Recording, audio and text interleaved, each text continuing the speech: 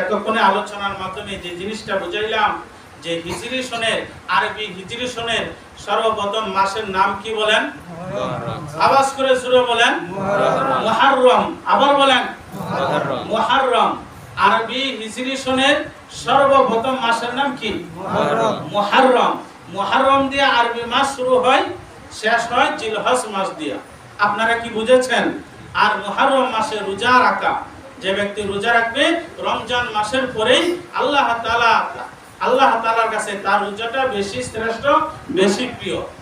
তারপরে আমল হলো যে 10 মুহররম রোজা রাখবে, আল্লাহ তাআলা তার পূর্বে এবং পরে এক বছরের গুনাহসমূহ মাফ করে দিবেন। আর যে 10 মুহররমে পরিবারের জন্য ভালো খাবারের ব্যবস্থা করবে, আল্লাহ তাআলা তার কামাইয়ের মধ্যে সারা বছর সচ্ছলতা দান করবেন। তাহলে এই হিজরি সনের তাৎপর্য, গুরুত্ব আপনাদেরকে বুঝাইলাম। আল্লাহ আমাকে আপনাদের সকলকে আমল করার তৌফিক দান করুন। সবাই বলেন আল্লাহুম্মা আমিন।